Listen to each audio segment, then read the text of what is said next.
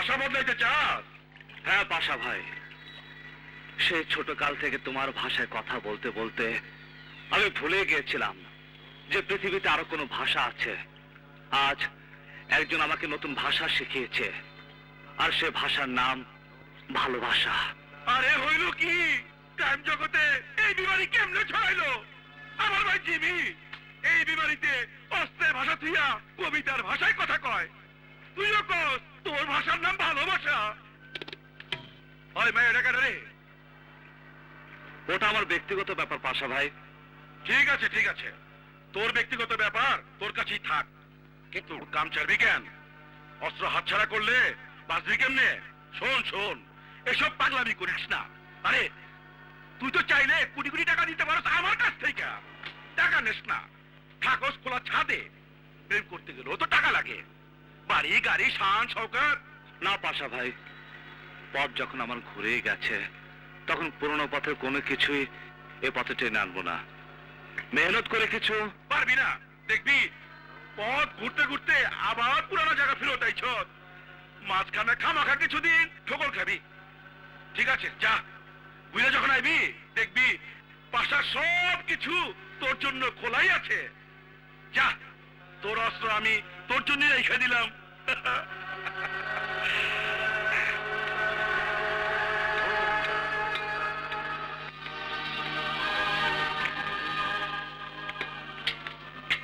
একজন গেছে আরেকজন আইছে। ভাই, ও ভাই, ওরে স্যার আমি পাসুম না, ওর হাতের লোক আমার হাত কবি মিলাই দিব কো।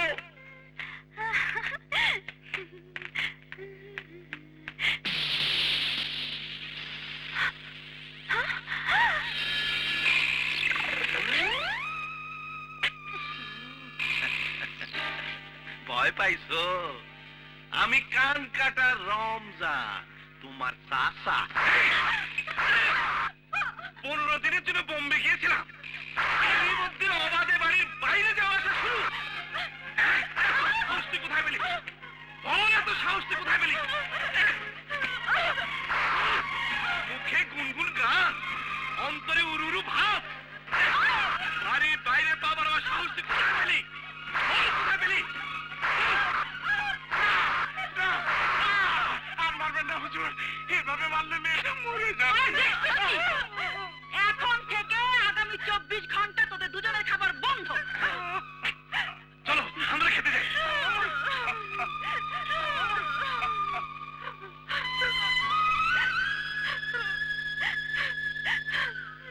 মা, বাবা, আজ আমি সহ্য করতে পারছি না।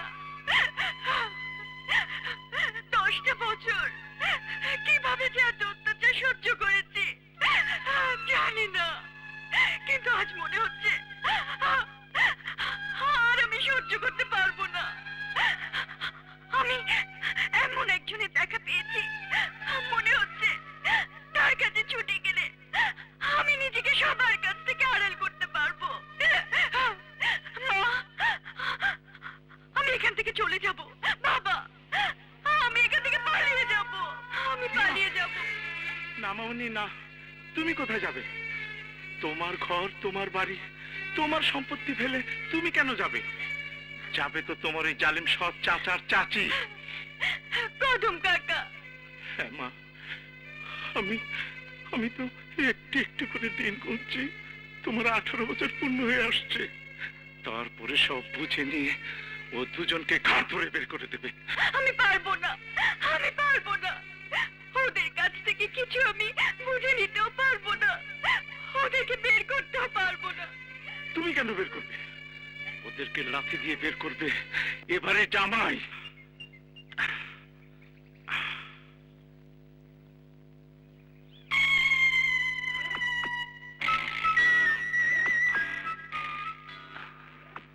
বাদশা ভাই, এইসব শক্ত শক্ত লোহার উপর রাগ দেখে আর লাভ কি?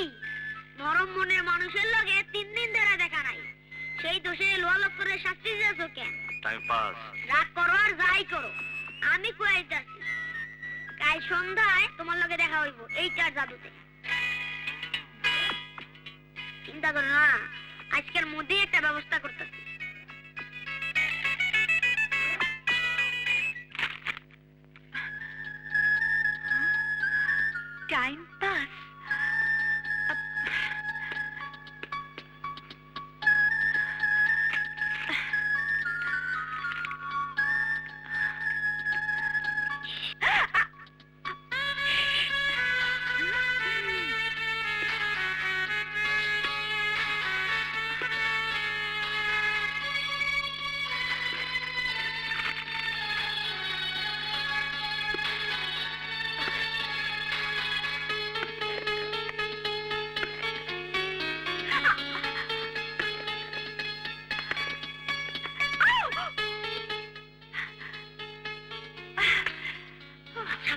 তুমি দেখা করবে, তাই আমার নাটে গুড্ডি অ্যাকশন।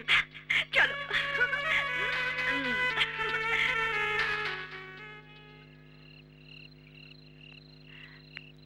কেন ডেকেছো বলো, আমাকে এক্ষুনি যেতে হবে। কাজল, কি হয়েছে তোমার? এভাবে কথা বলছো কেন? বাদশা, আজকের দেখাই আমাদের জীবনের শেষ দেখা। বাদশা, আমাদের সম্পর্কটাকে তুমি ভুলে যেও।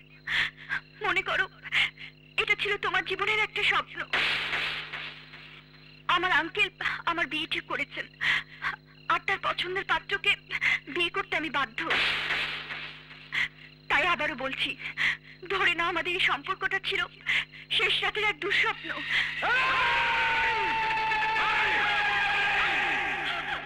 কিসের স্বপ্ন? আরে তুই আমার বাস্তব, তুই আমার ভালোবাসা, তুই আমার জীবন। তোকে আমি না পেলে পৃথিবীর কেউ পাবে না। তোকে কেটে টুকরো টুকরো করে তারপর আমি নিজেকে শেষ করে ফেলবো।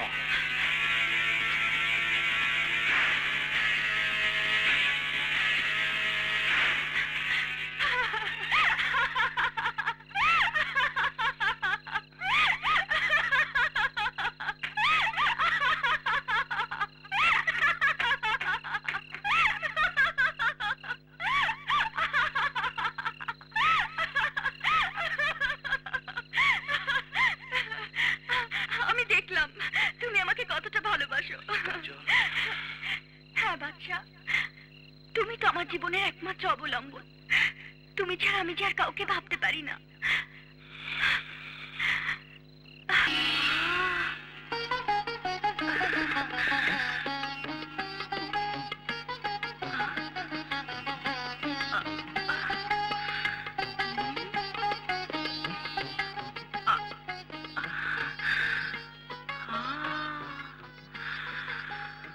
বাদশা, তোকে তো চেনাই যায় না, একেবারে বদলে গেছিস। আমার তো দুনিয়াতেই বদলে গেছে। সত্যি? হ্যাঁ, তোকে সব কথা খুলে বলার জন্যই তো এলাম। শুনবো তোর কথা, কিন্তু তুই নিজেকে বদলালি কি করে? ভালোবেসে। তাই তো তোকে আজ বড় সুন্দর লাগছে। তোর চোখে ভালোবাসার ছায়া ঝলমল করছে। রেখা, ভালোবাসা কাকে বলে বুঝতাম না, এখন বুঝি। এত ভালো লাগে, এত সুন্দর দিন চলে যায়, মনে হয় আরো আগে যদি ভালোবাসতাম। আসলে ভালোবাসা বড় পবিত্র জিনিস। ভালোবাসার জন্য সবকিছু করা যায়। ইচ্ছে হয় ভালোবাসার মানুষের কাছে নিজেকে লুটিয়ে দেই। বাস বাসা বাস, আর শুতে চাই না। একবার, শুধু একবার তোর ভালোবাসার মানুষের নাম তোর মুখ থেকে শুনতে চাই। কাজল, কাজল।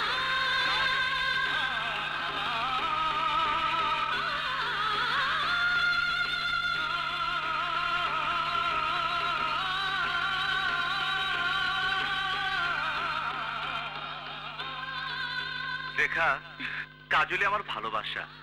আমি কাজলকে বিয়ে করব। রেখা, আমি জানি আমার বিয়েতে তুই খুশিতে নাচবি। অনেক সুন্দর নাচ। কি নাচবি না? হ্যাঁ, অবশ্যই নাচবো। রেখা, আমি যাই।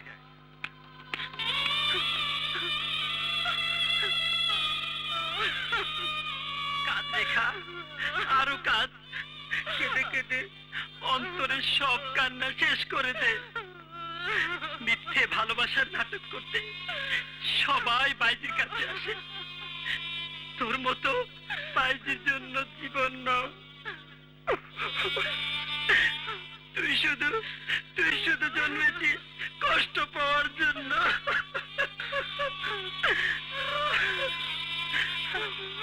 পিয়াজি,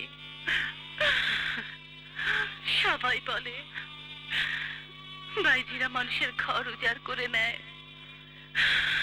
এই কোন সাহেব জাদি যে বাইজির দুনিয়াটাই উজাড় করে নিল। আমার বড় সাধ, মৃত্যুর আগে একবার এই কাজলকে দেখবো।